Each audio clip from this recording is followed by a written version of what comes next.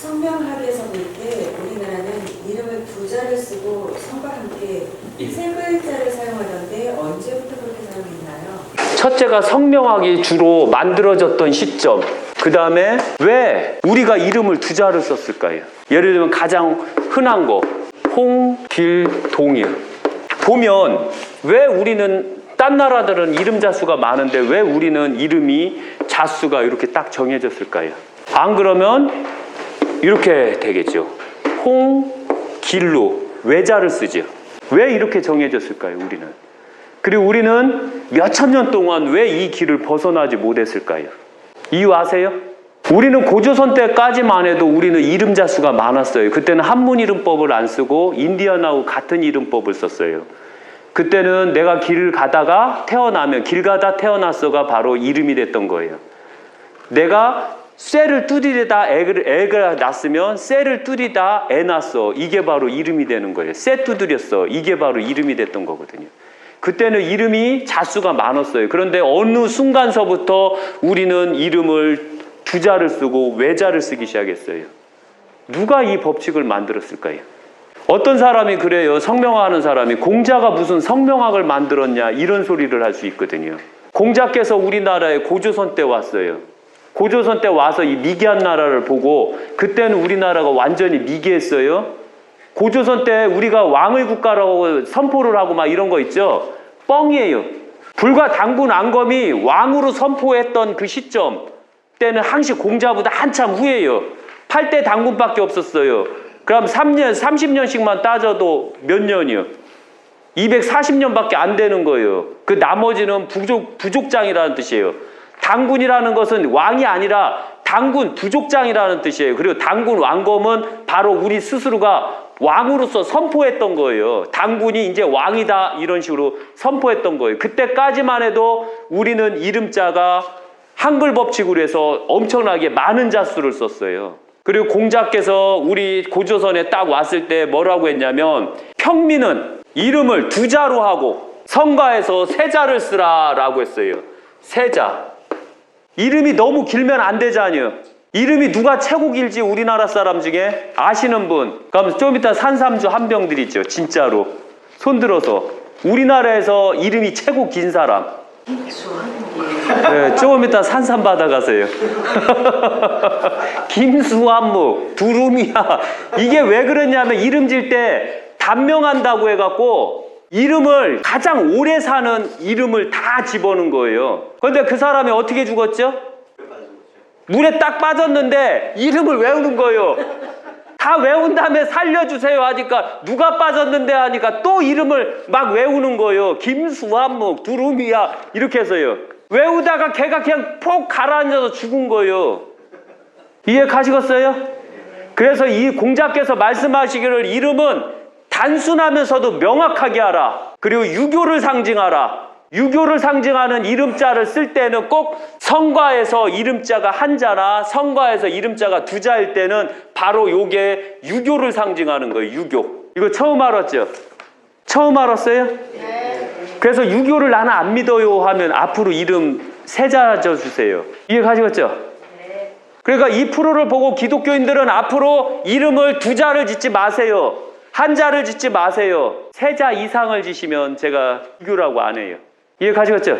네. 그래서 이름은 공자께서 말씀하시기를 평민은 이름을 두 자로 하고 성가에서 세 자를 쓰고 사대부와 제왕, 임금이 될 수 있는 능력을 가진 자는 이름을 외자를 써라. 성가에 두 자를 쓰라라고 했어요. 두 자. 유교가 이렇게 뿌리가 깊어요. 그 다음부터 고조선 후서부터는 고조선 공자가 고조선에 왔을 때부터는 바로 이름을 두 자씩 쓰는 거예요. 두 자, 세 자 쓰는 거예요. 그리고 또한 나라 이름도 마찬가지예요. 나라 이름도.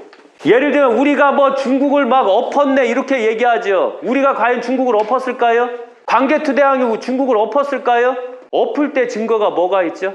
우리나라가 중국을 엎었을 때 꼭 이름을 몇 자 써야 되나요? 두 자요? 두 자는 왕의 국가요. 왕국이요. 한 자는 황제의 국가요. 그러면 여기서 보면 과연 황제의 국가가 나을까요? 왕의 국가? 그래서 바로 중국이 이름을 다 외자를 썼던 거예요. 이해 가시겠죠? 그러면 우리나라는 고구려 했을 때 중국을 엎었을까요? 고구려가 만약에 중국을 엎었다면 고구려는 고자만 썼던 거예요. 고만 써야 되는 거예요. 진, 금, 청. 왜 우리는 외자를 못 썼나요? 왜 우리는 이름을 조선이라고 썼나요? 왕의 국가지요. 백제는요? 왕의 국가지요. 신라는요? 왕의 국가지요. 고조선은요? 왕의 국가지요. 평민의 국가요. 고조선은. 대한민국은요? 대한민국은 무슨 국가예요? 쌍놈 국가예요. 우리가 일본 싫어하죠? 왜 그런데 일본식으로 이름을 줬어요? 내자 쓰는 건 다 일본식이에요. 대한민국은 바로 쌍놈 국가라는 뜻이에요. 그게 처음 들어봤죠? 그래서 바로 우리 스스로가 우리를 자주권을 찾은다면 이름을 세자나 두자로 만들어야 돼. 세자까지는 왕의 국가로 만들지만 내자서부터는 왕의 국가로 안 해요. 그럼 미국은 왕의 국가인가요? 두자니까 왕의 국가죠. 이제 국가에 결정되는 걸 쉽게 아는 방법 아셨죠? 지금은 이게 다 깨져서 막 이름을 함부로 짓고 이러지만 실제적으로 그 두자는 왕의 국가, 그 다음에 외자는 황제의 국가라는 거 잊지 마세요. 그래서 바로 이름자에 보면 두자는 평민, 한자는 왕이나 황제가 될 수 있는 능력이 있다는 집안들이에요. 그래서 제가 이 길이라는 걸 쓰게 되면 홍길이자녀 길알길을 써서 한번 붙들고 늘어지면 끝장을 봐야 끝나는 당당하고 웅장하고 대범한 임금입니다 라고 풀이하는 거예요. 황제입니다 라고 풀이해요. 길동은 동력동자를 써서 항시 혼돈과 대립 속에서도 한번 붙들면 끝장을 놔야지 끝나는 자가 한번 붙들고 늘어지면 끝장을 놔야 끝나는 자라고 일반 평민입니다 이렇게 쓰는 거예요.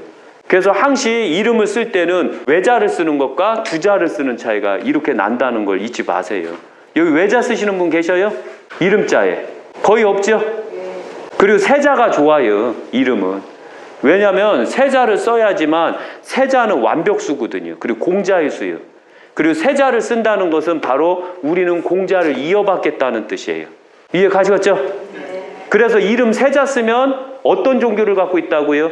이름 두자에서 세자를 갖고 있으면 유교죠. 불교도 이름 더 이상으로 넘어가요. 예를 들면 석가모니 있죠. 석가모니 본명이 뭐죠? 엄청 길죠? 그럼 유교국가가 아니고 불교국가라는 얘기예요. 그래서 이름을 두자에서 세자를 쓰면 바로 유교국가가 되는 거예요. 그럼 불교는 어느 국가일까요? 여기 함정이 들어가 있다는 거 잊지 마세요. 예, 불교. 어느 종교일까요? 막 머리에 지나죠? 불교일까요? 이 백날 해줘도 모르는겨 유교요. 제가 뭐라고 했어요? 유교 거 따라가기 싫으면 내자에 이상을 쓰라고 했죠. 그런데 왜 불교가 내자를 안 썼을까요? 왜 두자를 썼을까요? 왜 왕의 국가, 왕이라고 칭했을까요? 왕. 이해 가시겠어요? 이제 교육이니까 막 헤딩에 지나는겨. 저도 막 지나거든요. 그럼 기독교는요? 어떤 국가일까요? 이것도 유교 거요. 세자 썼잖아요. 그죠? 그러니까 바로 이런 게 엄청 중요하다는 거 잊지 마세요. 그 다음에 또 중요한 게 있어요. 이거 할 때 뭐가 있냐면 가장 기본적인 게 경이에요. 경에 대해서 아세요? 경과 전이요. 이 경과 전을 가장 먼저 끄집어낸 사람이 누구일까요? 공자가 꺼냈을까요? 증자요. 증자도 신이에요. 유교에서는 아셔야 되지만 자를 쓰게 되면 신이에요. 유교의 신은 자가 신이에요. 자는 일반 평신이에요. 그래서 귀한 자들, 신들은 다 자를 쓰는 거예요. 증자. 증자께서 말씀하시기를 공자께서 쓰신 것, 공자가 말한 걸 그대로 쓴 것은 바로 경이다라고 하고 그 제자가 거리 넘어서 자기 생각으로 공자를 쓴 건 전이다라고 하는 거예요. 제가 왜 이 말을 할까요? 불경. 누구 말씀이실까요? 경자가 들어가면 누구 말씀이라고 그랬죠? 공자님 말씀이라는 뜻이요. 이제 헤딩 나지요. 그죠? 왜 날까요? 이해 안 가나요? 경이라는 단어를 맨 처음에 쓴 자, 전이라는 단어를 맨 처음에 쓴 자는 바로 공자님 72제자 중에 한 사람인 바로 증자가 말한 거예요. 거기서부터 바로 경과 전이 나오기 시작하는 거거든요. 우리가 이런 걸 정확하게 알아야지만 나중에 혼돈이 안 가요. 그래서 경, 전, 대웅 전 누가 있는 자리예요? 알아맞히면 제가 또 산삼주 한 병 조금 이따 꼭 받으러 와야 돼요. 손 들고 해야 돼요. 예. 바로 공자님 제자가 있는 곳이, 제자가 공자님 말씀을 전하는 게 바로 전이라는 얘기예요. 그리고 공자가 계신 데는 뭐라고 해야 된다고요? 경이라고 해야 돼요. 이해 가시겠죠? 그래서 바로 원래 공자가 계신 곳 산신경, 산신각이 공자님 거거든요. 칠성각도 공자님 거예요. 칠성경, 각이라고 하면 안 돼. 칠성경이라고 해야 되는 거예요. 앞으로는 삼성경. 저리 가면 가구를 그게 잘 깎아 내리기 위해서 그런 거예요. 경이라고 쓴 데도 있어. 예, 경이라고 쓰면 공자님이 계신 곳, 공자님이 직접 말씀을 하는 곳이 바로 경이요. 그 다음에 공자 제자들이 말하는 것은 다 전에 있다는 얘기예요. 그래서 바로 대웅전은 바로 공자님 제자가 있는 곳이라는 거 잊지 마세요. 이해 가셨어요? 그리고 성경이니 불경이니 화엄경이니 이 경자가 다 들어가면 공자 제자가 안 썼더라도 그건 공자님 말씀이구나 생각하시면 되는 거예요. 뜰부면 경이라고 쓰면 안 돼요. 뜰부면 전이라고 쓰면 안 돼요. 그래서 불교에서는 전과 경을 다 없애버려야 돼. 뜰부면. 기독교에서도 성경을 쓰면 안 돼요. 이름을 두자 세자 쓰면 안 돼요. 이해 가시겠죠? 그래서 바로 이름자를 쓸 때도 이런 깊이가 있고 중요성이 있다는 거예요. 제가 왜 이 경과 전을 이름자 외자를 쓰고 두자를 쓰는데 왜 이렇게 말씀하십니까? 라고 할 때 바로 이 방법을 썼기 때문에 그래요. 여기 이걸 깨우쳐야지만 바로 정확하게 성명화하는데 도움이 돼요. 그래서 항시 왕국은 이름을 두자에서 세자를 써요. 그리고 황제국은 이름을 한자를 썼어요. 우리나라가 중국 처음으로 점령한 나라가 어떤 나라인 줄 아세요? 어떤 나라일까요? 그럼 또 산삼주 한 병 더 저기 하지. 이거는 안 맞췄으면 좋겠어요. 아니에요. 우리가 점령하고 이름을 외자를 썼어요. 처음으로. 어느 나라일까요? 아니, 외자를 썼다고요. 처음으로. 한 나라는 한족이 세운 나라예요. 유방이 세운 나라는 그 유방은 한족이었거든요. 아니에요. 더 위로 올라가요. 처음으로 세운 나라. 우리 동이족이 처음으로 세운 나라. 공자님 나라예요. 또 저기 여기 함정이 들어가 있어요. 공자님 원래 나라는 공자님 원래 왕족이셔요. 어느 나라일까요? 예? 아니, 노나라는 공자님이 신하로 있었던 나라예요. 공자님 선조들께서는 원래 왕족이셨어요. 그것도 최고의 왕족이었거든요. 모르겠죠? 은나라예요. 이걸 바로 상나라라고도 해요. 상. 중국에선 상나라라고 하고 우리는 은나라라고 해요. 우리는. 주나라는 한족이 세운 나라예요. 문왕과 주왕은 한족이에요. 주나라가 은나라를 멸하고 공자 가문은 7대 동안 벼슬을 하지 아니하고 노나라로 망명하였다. 그리고 공자가 탄생하셨다. 이렇게 저희 족보에 나와요. 우리 동이족이 처음으로 세운 나라가 바로 이 상나라예요. 동이족이 처음으로 세운 나라. 그 다음에 은나라예요. 같은 말이에요. 그래서 바로 우리 중국을 처음으로 한반도 동이족이 세운 나라가 바로 은나라, 상나라예요. 그 다음에 많지요. 또 그 다음부터 금나라도 기죠. 청나라도 기죠. 또 뭐가 있을까요? 수나라도 있죠. 또 뭐가 있을까요? 이 진과 명나라는 다 한족이 세운 나라예요. 연나라도 다 저기요. 연나라도 다 동이족이 세운 나라예요. 또 뭐가 있을까요? 한족이 세운 나라는 얼마 안 돼요. 주나라 제가 본 것만 해도 이 정도밖에 안 돼요. 다 엉덩이에 홍반점이 있는 민족이 다 중국을 지금도 장악하고 있어요. 그래서 우리 같은 민족이냐는 어렸을 때 엉덩이 까보면 청반점 있으면 우리 같은 민족이에요. 그렇게 보시면 돼요. 우리 역사가 그렇게 커요. 그런데 우리가 지금 너무 작게 놀아서 그런 거예요. 그래서 항시 이름은 그 외자를 썼냐 아니면 두자를 썼냐에 따라서 이렇게 달라지고, 우리가 만약에 자신이 있다면 외자를 쓰면 돼요. 우리가 자신이 있다면. 대한민국처럼 쌍놈 나라를 만들면 안 돼요. 이해 가시겠죠? 그래서 다시 대한민국 나라 이름을 바꿀 때 우리 좋은 이름 갖고 있지 않아요? 뭐가 있을까요? 네, 아주 좋으셔요. 그건 문제 안 내요. 한국은 뭘 뜻할까요? 알아맞히면 이제 또 한 병 드리죠. 한나라의 나라, 한나라 뜻은 예? 한국. 예, 한국을 환국이요? 환국의 아들이 누구죠? 그것까지 알아맞히면 배달. 환국의 아들이 누구죠? 예? 이거는 저분이 반 맞히고 반 맞았기 때문에 안 줘요. 그래서 한국은 한국을 뜻했던 거예요. 하늘에서 내려온 이 환웅이 다스리는 나라가 바로 환국이에요. 그래서 환국이라고 우리는 써야 되는 거예요. 대한민국이 아니라 환국. 그래서 대한민국 했을 때 예를 들면 자를 안 집어넣고요. 민자, 백성민자를 안 집어넣었어야 돼요. 왜 우리 스스로가 격상해 버렸나요? 이거 필요 없어요. 그냥 한국만 쓰면 되는 거예요. 우리는 한국이에요. 그게 낫겠죠? 예. 예, 그래서 우리는 다시 환웅이 있었던 나라 시대로 돌아가야 돼요. 이 과학을 갖고 있으면서도 역사가 있는 이 나라를 가지면 우리나라는 어마어마하게 커진 나라가 돼요. 한국 다음에 또 어떤 나라가 있을까요? 우리나라 이름 중에. 우리 그 가장 한심한 게 뭐냐면 고조선에서 뱅뱅뱅뱅 도는겨. 고조선은 아까 230년 정도밖에 안 됐다고 그랬어요. 우리가 찾아야 될 나라가 뭐가 있어요? 뭐가 있죠? 건달국이 있죠. 건달국이요. 건달국 들어보셨어요? 들어봤어요? 아니요. 배달국은요? 들어봤습니다. 배달국 많이 들어봤죠? 예. 우리는 배달의 민족이다라고 박정희 대통령 때 많이 했죠?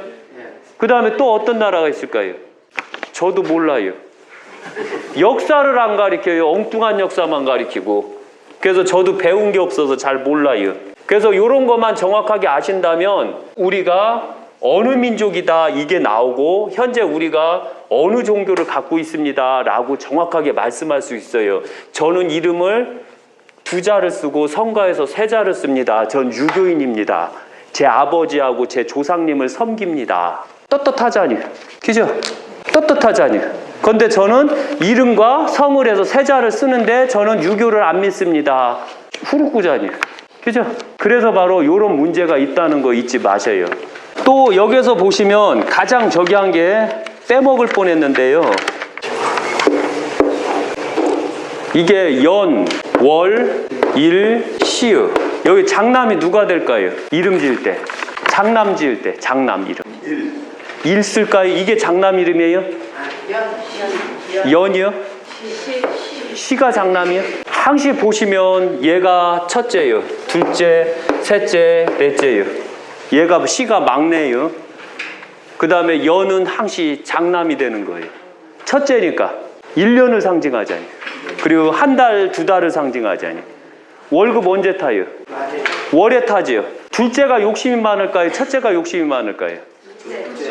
둘째가 성공을 많이 할까요? 첫째가 성공을 많이 할까요? 왜 그렇죠?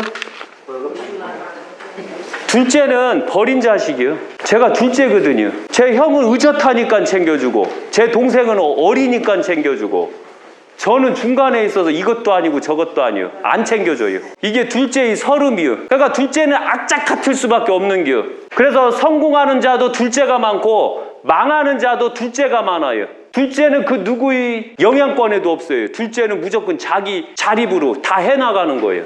그래서 둘째들이 거의 성공할 확률이 가장 높고 가장 망할 확률이 가장 높은 것도 바로 둘째에서 나타나요. 그리고 월급을 타자니. 그 다음에 셋째는 뭘 탈까요? 월급을 탔는데 돈은 누가 갖고 있을까요? 둘째가 돈 벌으면 누구 줘요? 형 줄까요? 동생 줄까요? 그죠? 그래서 결실이 있지 않아요? 그 다음에 막내는 어떻게 될까요? 셋째한테 주면 막내한테 갈까요? 안 갈까요? 안 가면 어떻게 될까요? 막내는 찔찔이가 되는 거예요. 맨날 울어요. 그래서 바로 연관성이라는 거는 장남은 자기 동생한테 뭐 달라고 못 할 거 아니에요. 쪽팔려서. 그죠? 동생이 주면은 그려 쓸게 이렇게만 하잖아요. 그런데 일의 동생은 월에게 형 100원만 할 수 있어요. 동생들의 아주 좋은 권리요. 그럼 형이 돈 받으면은 줄 거 아니에요. 주면 딱 뭐라고 해? 동생하고 나눠 먹어? 이러자니요. 지 혼자 홀라당 다 닦아 먹는겨. 그럼 뭐라고 그래요? 맨날 찝찝하지. 이게 바로 연월일시에서 이름 짓는 방법이에요. 그래서 바로 이름을 질 때 이 장남 이름, 둘째 이름, 셋째 이름, 넷째 이름. 그런데 여기에서는 월을 쓰는데도 불구하고 첫째 역할을 하는 경우가 있어요. 월을 쓰는데도 불구하고 이보다 이름이 낮은 사람이 있을 때는 이 월이 첫째 역할을 해요. 연이 없으면 첫째 역할을 하는 거예요. 이름은 이런 식으로 나눠지는 거예요. 연이 없고 월을 쓰면 월은 첫째 역할을 해서 집안을 매겨 살려야 돼요. 그 다음에 이제 막내 이름이요. 이 골치 아프신 분이 한 분 계셔요. 자기 누나가 난초난을 써요. 그리고 그분은 달월자를 써요. 그래서 이걸 꼭 넣어달라고 했어요, 그분이. 그래서 그걸 넣어줘야 돼요. 그분 보면 이렇게 월자를 썼고요. 그 다음에 그 누나, 이보다 더 누나는 이렇게 해서 달월을 썼어요. 달월. 이게 동생이에요. 그 다음에 이게 언니지요. 그러면 여기서 봤을 때 난초난자는 절대 이름 함부로 쓰면 안 돼요. 왜 쓰면 안 될까요? 난초난은 변덕이요. 어린애와 같은 변덕. 제가 저때 유튜브 상으로 말씀드렸죠. 그 사람이 승진했을 때 난초를 선물하지 말라라고 했죠. 왜? 난초가 무슨 뜻이죠? 시기, 질투, 빨리 망해라. 절대 난초 받는 거 아니에요. 사군자에서 보면 대나무는 집안의 얼과 뿌리를 이어받는다는 뜻이에요. 매화는 처음 시작한다는 뜻이에요. 철부지라는 뜻이고 아름답고 이쁘다는 뜻이에요. 난초는 더우니까 짜증이 변덕이죠. 짜증나니까 이랬다 저랬다 이랬다 저랬다 하는 걸 상징한 게 바로 난초예요. 그러면은 국화는 뭘 상징할까요? 우리가 이렇게 사군자를 보는데도 정확하게 모르고 사군자를 보고 있는 거예요. 옛날 선비들은 국화를 그릴 때 경계하라. 난초를 볼 때 나를 보고 경계하라. 매화를 보고 적극적이어라. 대나무를 보고 얼과 뿌리를 이어받아라 라는 뜻에서 진 거거든요. 난초는 변덕쟁이요. 국화는 뭘까요? 향일까요? 국화보다 죽는 줄 모르는 거예요. 국화보다 코 박고 죽는 거 봤어요? 안 보셨죠? 국화는 가을에 피는 꽃이에요. 너무 이쁘다가 집에 안 들어가면 음이 너무 강해요. 이파리가 죽으면서 음이 너무 강해서 나 자신을 야금야금 죽이는 줄 모르는 거예요. 그래서 국화가 필 때 국화를 보다가 죽는 사람들이 많아요. 그래서 바로 국화는 죽음의 꽃이요. 국화가 어디에다가 놓죠? 산소나 죽은 자에게 놓죠. 그 죽은 꽃이 우리 집에 있으면 어떨까요? 그런데 국화가 너무 이뻐요. 꽃송이도 대따 커요. 연꽃보다는 작지만 해바라기보다는 작지만 그래도 우리가 키울 수 있는 꽃 중에서 최고 큰 게 바로 국화요. 이쁘죠? 국화차 마시지 마세요. 죽음차요. 집안에 키우는 건 안 좋아해요? 음과요. 음이 쫙 해서 수맥을 만들어 버려요. 그래서 바로 대나무, 매화, 난, 국화는 바로 거기에서 의미가 있는 거예요. 그러니까 이런 걸 정확하게 알고 난초 난자가 언니가 쓰면 누가 돼요? 달월은 아까 동생이라고 그랬죠. 동생인데 난초 난자를 딱 쓰는 언니가 있으면 오히려 장녀가 돼버리는 거예요. 딱 하니 장녀가 되는 거예요. 동생이 돼버린 거예요. 바뀌어버리는 거예요. 그래서 난초 난자를 이름자에 절대 쓰면 안 돼요. 내 이름에 난초 난자가 있어요. 그럼 나는 변덕이 너무 심해지는 거예요. 난 변덕 없는데 이거 필요 없어요. 그거 믿지 마세요. 그가 모르는 거예요. 이게 성명학이라는 거예요. 그래서 이게 어마어마하게 정확한 거고, 그래서 달월에 그 이름을 밝히면 좋겠는데 이 또 문제가 생길까? 밝혀도 된대요? 안 된대요? 달월자를 쓰게 되면 한 달, 두 달 열심히 돈을 벌어서 집안을 매겨 살리는 장녀다라는 뜻이에요. 난초나는 맨날 변덕이 심해갖고 이랬다 저랬다 이랬다 저랬다 하니 첫째로서 한 직장에 오래 못 있고 직장을 가더라도 왔다리 갔다리 왔다리 갔다리 왔다리 갔다리 할 거 아니에요. 안 그래요? 그러니까 난초나는 절대 쓰시면 안 돼요. 그리고 집에서 키워서도 안 되는 거예요. 국화도 마찬가지예요. 오히려 해바라기는 돈이 많이 들어와요. 해바라기라는 것을 집에 키운다던가 해바라기 그림이 있다던가 하면 왜 돈이 들어올까요? 특히 자식이 없는 집에 해바라기를 꼭 선물해 주세요. 해바라기를 사진을 찍어서 선물해 주세요. 해바라기를 그려서 선물해 주세요. 그럼 뭐가 될까요? 해바라기 그 안에 있죠. 씨 잔뜩 있죠. 먹을만 하잖아요. 그러니까 그게 바로 다산을 상징하고 풍요를 상징하고 제복을 상징하는 게 바로 해바라기에서 나오는 거예요. 그래서 해바라기는 장녀들한테만 짓는 거거든요. 예를 들면 연꽃이 있어요. 연꽃이 있고 해바라기가 있어요. 그럼 누가 장녀고 누가 둘째일까요? 해바라기가 장녀요? 해바라기가 장녀라고 생각하시는 분? 한 분이요? 자신 있게 들어요. 네, 한 분, 두 분, 세 분. 연꽃이 장녀. 연꽃이 장녀라고 생각하시는 분? 왜일까요? 연씨는 하나죠. 연씨가 왜 하나요? 연밥에 보면 잔뜩 달려있는데. 예. 왜 그럴까요? 첫째, 연꽃은 생각을 뜻해요. 이 해바라기는 욕심을 뜻해요. 여기서 배워야 되는 게 뭐냐면 생각은 무조건 장녀다. 그 다음에 욕심은 무조건 둘째다. 그래서 둘째한테는 욕심을 집어넣는 거예요. 무조건. 그 다음에 장녀나 장자한테는 무조건 생각을 집어넣는 거예요. 그런데 이거는 철학적 생각을 뜻하기 때문에 종교적 생각이 들어간 거예요. 종교적 생각을 갖는 자, 장녀가 생각이 근엄하고 커야 돼요. 여기처럼 완전히 철부지인 장녀는 두면 안 돼요. 맨날 사고만 저질러요. 맨날 둘째 뽕이나 뽑아 먹어요. 이해 가시겠죠? 그래서 항시 첫째는 첫째 이름, 둘째는 둘째 이름을 가져야지만 좋지. 만약에 그게 뒤바뀌어 버리면 주변에 그런 사람들 많지요. 첫째가 첫째 역할을 못하고 둘째가 첫째 역할을 하는 경우, 셋째가 첫째 역할을 하는 경우 누구를 탓해야 될까요? 아니지요. 핵심이 빠졌잖아요. 왜 이름을 탓해요? 부모를 탓해야지. 부모가 이름을 잘못 쪄서 그런 거 아니에요. 그게. 그리고 부모가 뭐라고 하는 줄 아세요? 제발 좀 첫째야 둘째 좀 본받아라 이러고 사는겨. 속 답답하다. 둘째 봐라 얼마나 늠름하고 얼마나 잘 사느냐. 첫째야 너 제발 좀 둘째한테 본받아라. 자기 욕하고 있어요. 누워서 침 뱉기요. 그때는 어떻게 해야 돼요? 빨리 개명해줘야지. 첫째 이름으로. 무조건 서열이 높은 이름으로 줘줘야 돼요. 그럼 여기에서는 난초난자를 지우고 어떤 자를 집어넣어야 된다고요? 다른 자인데 달 얼자가 있으면 어떤 자를 집어넣는다고요? 언니 이름을 지려면. 그렇죠. 연을 줘야죠. 그러면은 부모가 어떻게 할까요? 이년아 저년아 맨날 욕하겠죠. 그죠? 그러니까 바로 이런 이름 서열이 엄청 중요하고요. 그 다음에 자체적으로 이 해바라기 둘째는 무조건 욕심 이름. 항시 이름을 질 때 꼭 지켜야 될 법칙이 있어요. 첫째가 1자, 2자, 3자 했을 때 첫째 역할, 둘째 역할, 셋째 역할 할 때는 보면 이름 질 때 꼭 여기다가는 생각을 집어넣어야 돼. 생각. 첫째 이름 질 때요. 그 다음에 둘째는 욕심. 셋째는 뭐가 필요할까요? 행동이요? 애교. 아세요? 왜 애교가 있어요? 둘째가 귀여워요? 막내가 귀여워요?